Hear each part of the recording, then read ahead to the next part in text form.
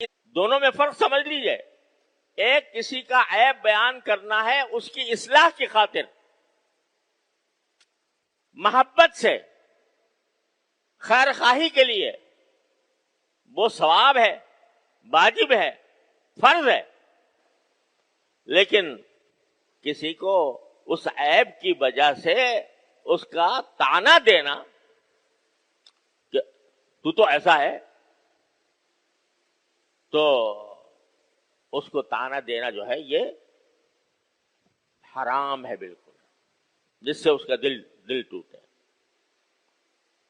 یہ ہے سنت نبی کریم صلی اللہ علیہ وسلم کی. آپ نے آج تک ساری زندگی کسی کو طعنہ نہیں دیا. اگر کسی کے اندر کوئی خرابی ہے تو اس خرابی کو بتا دیا. بلکہ عام عادت یہ تھی نبی کریم صلی اللہ علیہ وسلم کی، حدیث میں آتا ہے کہ جب کسی شخص کو کوئی برا کام کرتے دیکھتے یا ناگوار کوئی بات دیکھتے تو بجائے اس کے کہ اس کو براہ راست مخاطب کریں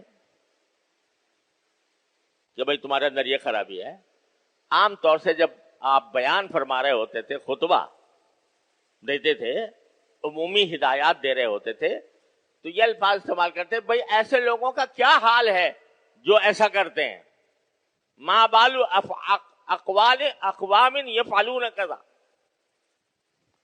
اب وہ موجود ہے، سامنے موجود ہے، لیکن اس کا نام لے کر یا اس سے براہ راست مخاطب ہو کر فرمانے کے بجائے یہ کہتے تھے بھئی کچھ لوگ ایسا کرتے ہیں، یہ نہیں کرنا چاہیے. اب جو آدمی پتا ہے بیٹھا ہے اس نے سن لیا کہ نبی کریم صلی اللہ علیہ وسلم نے اس کام کو منع کیا ہے، اصلاح ہو گئی اس کی.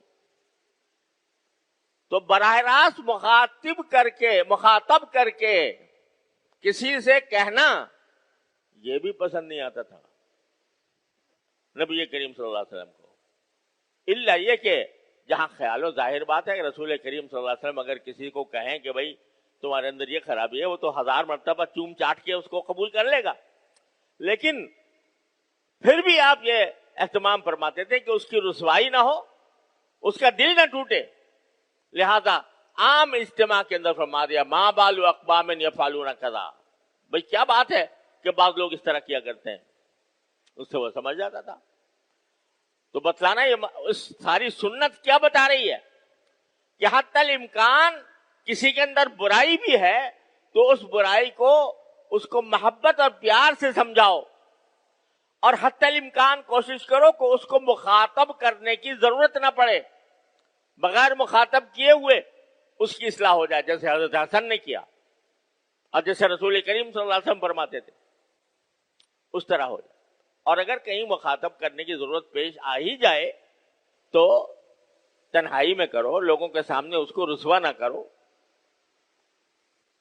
ہم نے دیکھا ہے بکثرت مسجدوں میں یہ منظر کہ اگر کسی شخص نے نادانی میں کوئی غلط کام کر لیا، نماز میں غلطی کر لی، تو لوگ ڈانٹنا شروع کر دیتے ہیں، اس کو ڈانٹنا شروع کر دیتے ہیں اور اس کو بدنام کرتے ہیں، رسوا کرتے ہیں لوگوں کے سامنے.